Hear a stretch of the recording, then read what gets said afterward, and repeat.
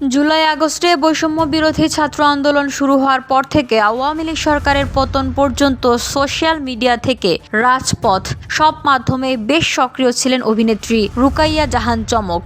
এছাড়া আওয়ামী লীগ ও হাসিনা সরকারের প্রতি প্রায়শই ক্ষোভ প্রকাশ করতেও দেখা গেছে অভিনেত্রীকে। এর আগেও ছাত্রলীগের নিষিদ্ধের ঘোষণায় নিজের ফেসবুক পোস্টের মন্তব্যের ঘর বন্ধ করে পোস্ট দিয়েছিলেন। সে সময় অভিনেত্রী লেখেন, দিলাম বন্ধ করে লীগের একমাত্র বিচরণের জায়গা ফেসবুক কমেন্ট সেকশন। এখন ওরা কই ঘেউ ঘেউ করবে, থাক সোনারা, মন খারাপ করো না। ধুলো ময়লা ও ক্ষতিকর ধূলিকণা থেকে নিমিষেই মুক্তি দেয় চৌধুরী এয়ার পিউরিফায়ার।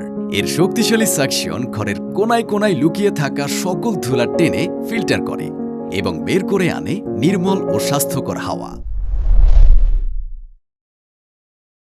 সম্প্রতি অভিনেত্রী চমক স্বৈরাচার সরকার নিয়ে আরেকটি পোস্ট করেন। এতে অভিনেত্রী তিনি মনে করেন, গত 5 আগস্ট যদি শেখ হাসিনা সরকারের পতন না হতো তাহলে আন্দোলনকারীদের এতদিনে দেশদ্রোহিতার অপরাধে নিশ্চিহ্ন করে ফেলা হতো। শুক্রবার দুপুর 2টায় ফেসবুক ভেরিফাইড পেজে এক স্ট্যাটাসে এ মন্তব্য করেন তিনি। এ সময় আওয়ামী সমর্থকদের সরাসরি সতর্কও করেছেন অভিনেত্রী। চমক তার স্ট্যাটাসে লিখেছেন, কোনো একটা নির্দিষ্ট রাজনৈতিক দলের প্রতি ভালোবাসা আর গোটা দেশকে ভালোবাসা এক জিনিস না, দুটোকে মিলিয়ে ফেলবেন না।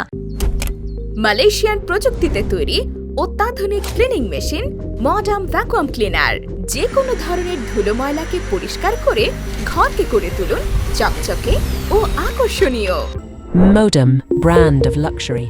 তিনি আরও লিখেছেন, স্বৈরাচার সরকার 5 আগস্ট পতন না হলে আমরা যারা আন্দোলনে নেমেছিলাম তাদের দেশদ্রোহিতার অপরাধে এতদিনে নিশ্চিহ্ন করে ফেলতেন। সেই ভয় জেনেও আমরা নেমেছিলাম রাস্তায়, তাই জীবনের ভয় আমরা করি না। সবশেষ এই অভিনেত্রী লিখেছেন, মৃত্যু নিশ্চিত সামনে আসলেও যেটা ন্যায় সেটাকে ন্যায়ই বলবো, যেটা অন্যায় সেটাকে অন্যায়ই বলবো। তাই যারা এখনো ভয় দেখানোর চেষ্টা করছেন তারা 2টা ঘুমের ওষুধ খেয়ে ঘুম দেন। নিজের মুরগির ন্যায় প্রাণ বাঁচিয়ে আজীবন বিড়ালের ন্যায় বেঁচে থাকুন। আমরা বাঘের ন্যায় একদিন বেঁচে থাকতে পারলেও গর্বিত।